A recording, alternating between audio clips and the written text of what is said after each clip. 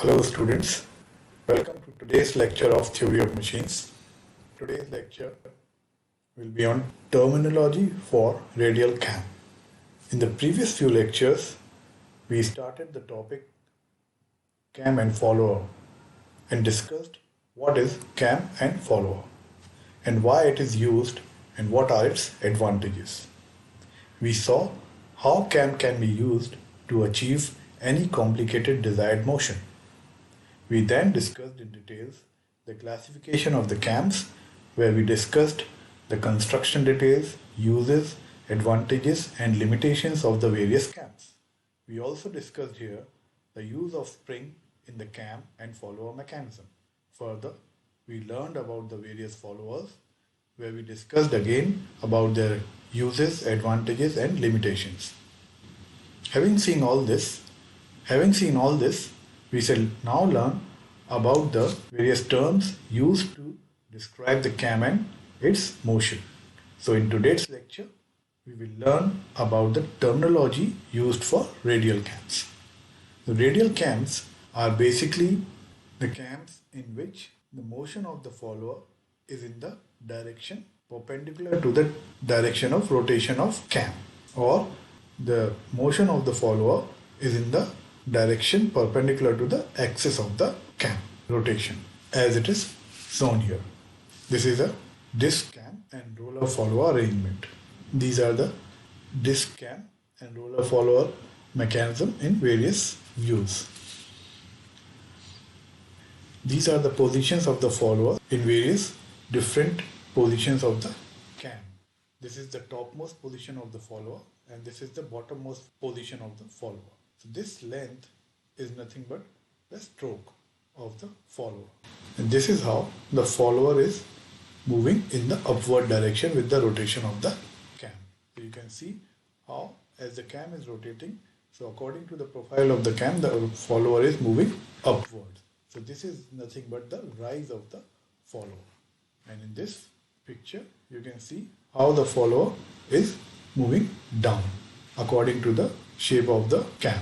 So this picture is depicting the fall of the follower. And here you can see the follower is not moving with the rotation of the cam. So this is nothing but the dwell of the follower. So there is no movement, there is no displacement of the follower. Similarly, in this figure also, the follower is not moving. So this is also dwell of the follower. The actual shape of a cam can be designed once the desired motion of the follower is defined. The shape of the cam depends on the size of the cam along with the configuration of the follower.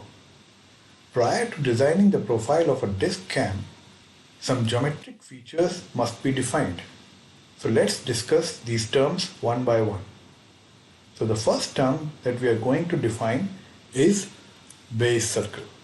Base circle is the smallest circle that can be drawn with the center at the center of the cam and tangential to the cam profile, as we can see here.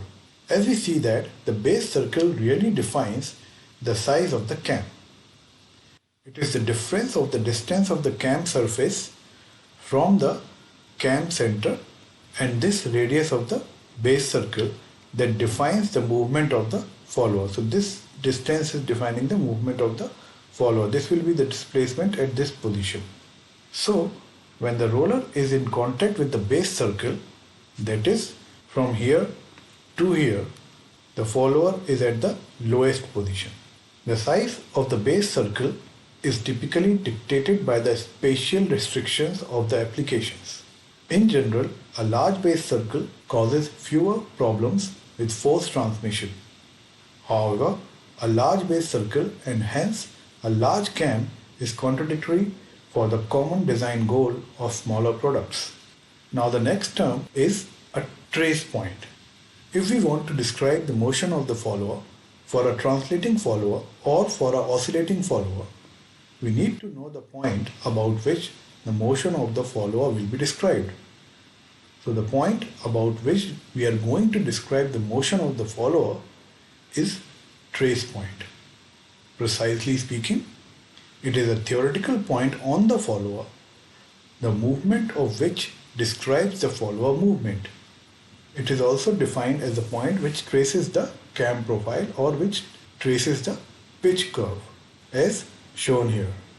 So this is generating the pitch curve. The trace point is generating the pitch curve. We'll define the term pitch curve later on. So in the roller follower, it is the center of the roller. That means the movement of the follower will be described in terms of this roller center.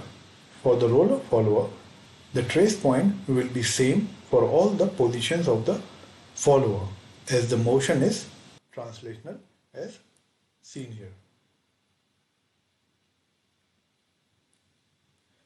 For an oscillating follower, it is also the center of the roller, but we will be concentrating on the circular arc along which the roller center will be moving as shown here. The trace point will be moving along the circular path of the oscillating follower. In case of knife edge follower, it is the point of contact of the cam and the follower. So the tip of the follower is the trace point in case of knife edge follower as shown here. Now, if it is a flat face follower, then you can see that the trace point is changing with the rotation of the cam. At this location, it is here. Now it will be shifting from here to here. As the cam is moving in this direction, so it is shifting towards this direction. But at this location, you can see this point is closest to the center of the cam or axis of the cam. So in the flat face follower, the trace point which we are going to use is the point on the follower face which is in contact with the cam surface when the follower is at one of the extreme positions in which the follower is closest to the camshaft axis. So we will see it once again. In this case, this is the point where the follower surface is closest to the camshaft axis. This is the point. So we'll consider this point as the trace point in case of flat face follower. The point on the surface of the flat face follower which is closest to the axis of the rotation of the cam. So this is all about the trace point. This is all for today's lecture. We will discuss the other terms in the second part of this lecture. Thank you.